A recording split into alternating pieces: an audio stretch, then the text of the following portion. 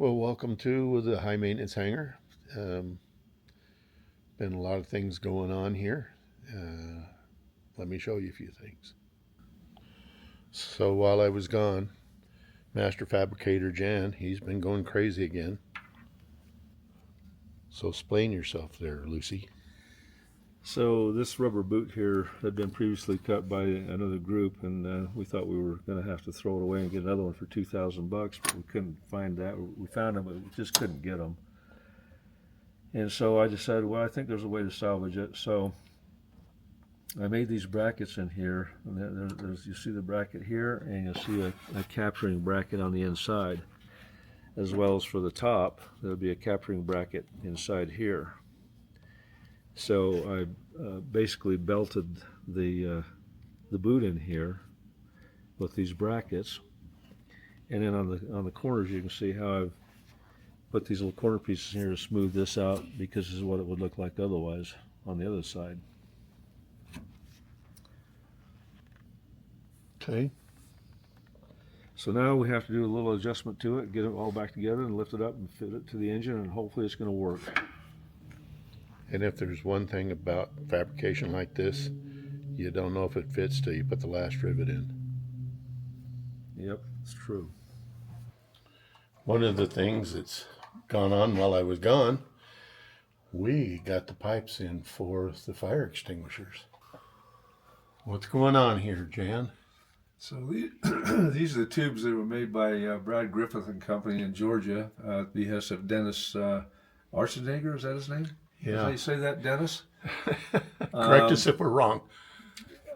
So with James Francis coming in and helping me with getting the final geometry for each of these pipes on SolidWorks, sending them out to the data out to Brad, he got the pipes bent and sent them back. As it turns out, this particular pipe right here actually belongs back here, and this one here we had to modify by length. James, he's a big strong kid. This was out a couple of degrees, and he was able to just muscle it in until it came in. So these now fit really well. Cool. Oh man, so excited to have these done. So now we're in a position to send the bottles out to be hydro tested and refilled, and then the fire extinguisher system be ready to go. So one other thing that might be interesting to people, how do these bottles work? So you've got one a left bottle here, what we call a left bottle, or right left. We thought this is a right bottle and this is a left bottle. That's not how that works. So we've labeled them, since we know how this goes together with respect to the valves that are on here.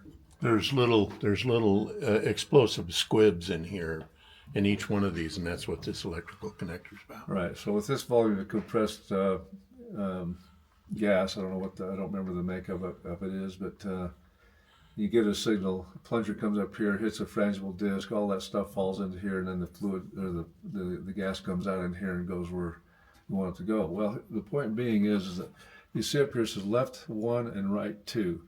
So this is how you get either bottle to either engine or both bottles to one engine. So this one here, if you let this one go, it's going to go to the right engine. If you let this one go on the far side, it'll go to the left engine. Okay. If you do this one over here, this one here will go to the left engine, this one here will go to the right engine. So now this gives you the ability up in the cockpit, when you switch, you can hit either one of these switches to put, if you want to douse, let's say number 2 engine gets on fire, both these bottles through the valve you select will go to that engine. A little bit of a complication, but that's how that works.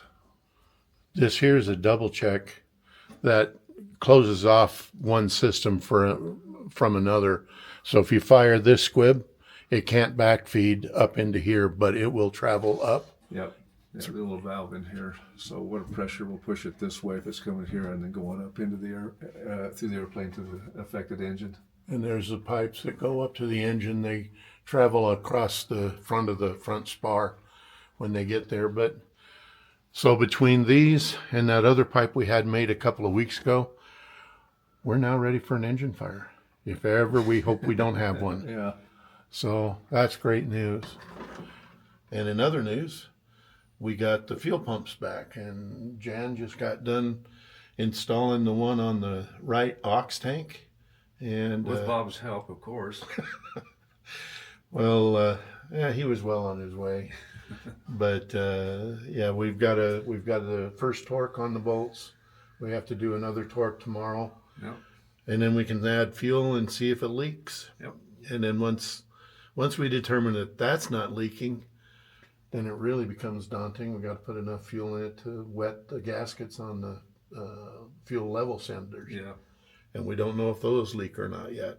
And we've got 4 of them to do. Yep. That's true. So that'll be next steps on that. Back to this, we've got a guy out in California that will do the hydro on these. He'll fill them and put new squibs in them so that these are ready for installation when they come back. And now the really good news is we get to go work on the intake still. In the meantime, like I said last week, we are chasing down, making sure there's no leaks in the pitot system. And right now we know that we're leaking somewhere in here, so I'm going to be chasing B-nuts with soap and water and see if I can find where the leak is. And then once we've figured this out, then we'll go to the co-pilot side. Much shorter run. It only runs from the pitot tube to the instrument panel. Pilot side runs from the pitot to the instrument panel and all the way back to the passenger cabin, where there's a airspeed indicator back there for passenger information. Anyway.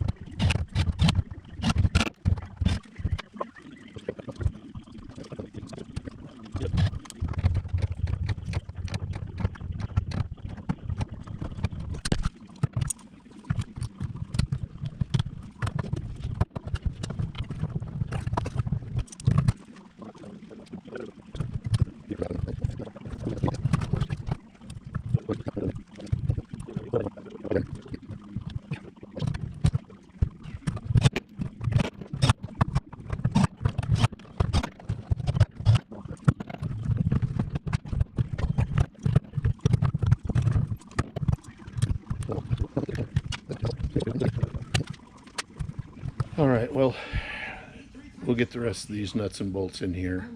Then we got to rivet the top side of it because those are all flush rivets. And we've also got to do some sealing in these corners because of the shortened boot that we got. So stand by, we'll get this done and I'll be back. We've been doing checking some piping.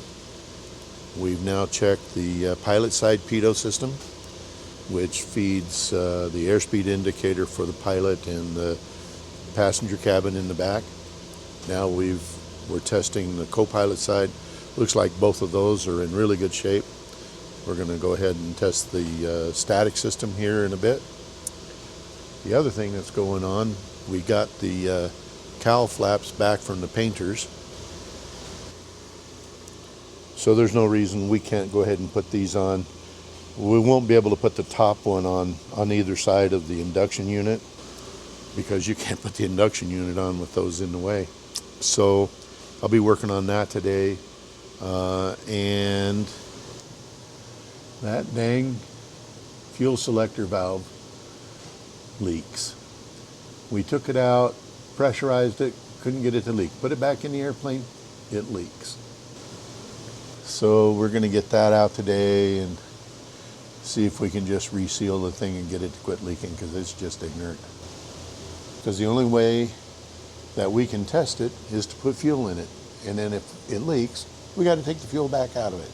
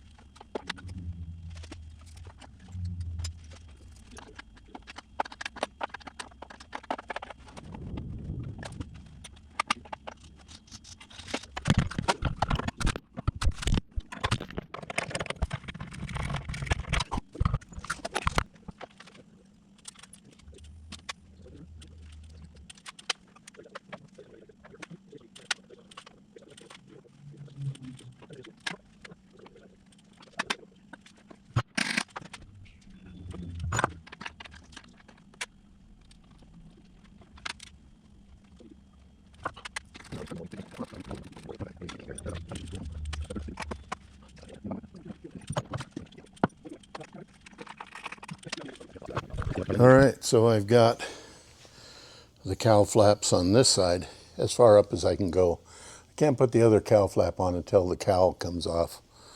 You cannot get to the hinge bolts. Now these still all need to be safetied, but at least those 5 cowl flaps are off the shelf. Jan and Stuart took the fuel selector valve back out. We're doing some investigation to see what kind of seals are in there. Looks like it's an O-ring that probably needs replacing. And we've successfully tested the pitot systems for both the pilot and the co-pilot. Now we're working on a static system. We did have a couple of leaks in some pipes. So down in here, you may remember we've done a bunch of plumbing. We had a couple of leaks on B-nuts here, but we found out there's a switch. It's out of it there now, but right down in here is where an alternate air for static ports is, and that switch is leaking out the toggle itself. Oh, and one thing I might mention, at Sun and Fun, I wasn't out at the flight line hardly at all to watch any of the air show. Doug Zetting, one of our good buds here, the Pro Seal King, he did a bunch of videos and graciously allowed me to put them on the channel. So Jan's tearing this apart to see what we find inside. This valve is probably 80 years old, would you say? Maybe, yeah.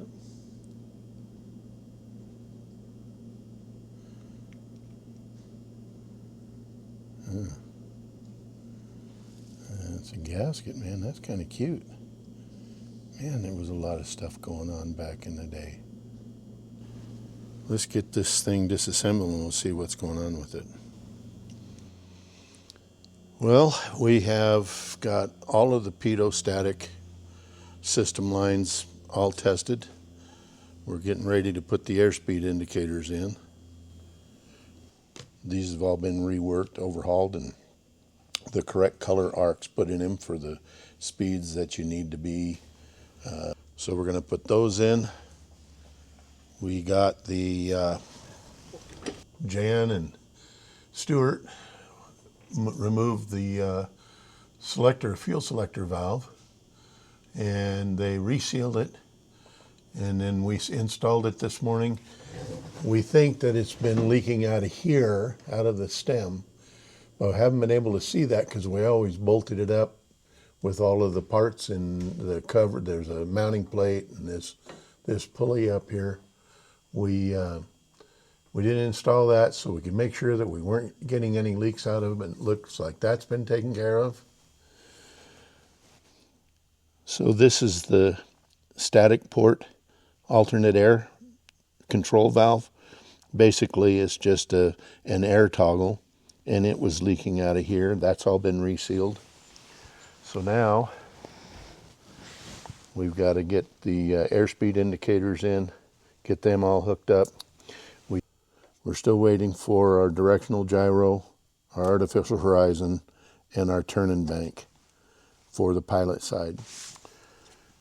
Then we'll be ready for windshields. And we're pretty close to being ready for propellers. Still waiting to find out about that. And she needs a bath already. She's really dusty. The guys from France has sent us an update video. They've been working their butts off on one of the wheel wells. Let me show you that.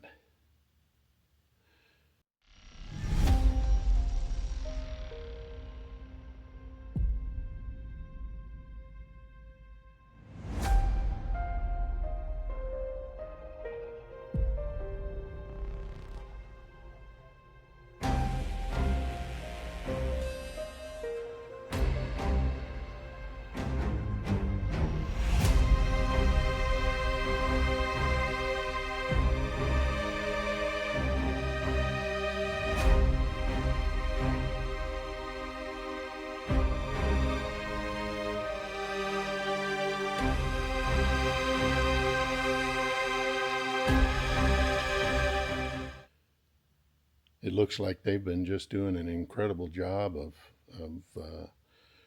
making it look like it just came out of the factory. I'm looking forward to that airplane. All right, we got our airspeed indicators in. That's done. Jan's working on a new pipe for the co-pilot side. They switched where the static port on these airspeed indicators with the ones we were going to use. Instead of being on this side, it was over here. So we've had to do some subtle reworkings with the pipes. Having said that, those are looking really spiffy. Anyway, it's the end of the day. Gonna go home, have some dinner, and make a video. Hope you guys enjoyed this, and we'll have to see what comes next week. Thanks so much for watching. If you got anything out of this, please hit the subscribe button and like and share it out. And by all means, leave comments. You have a great weekend, and we'll see you next time.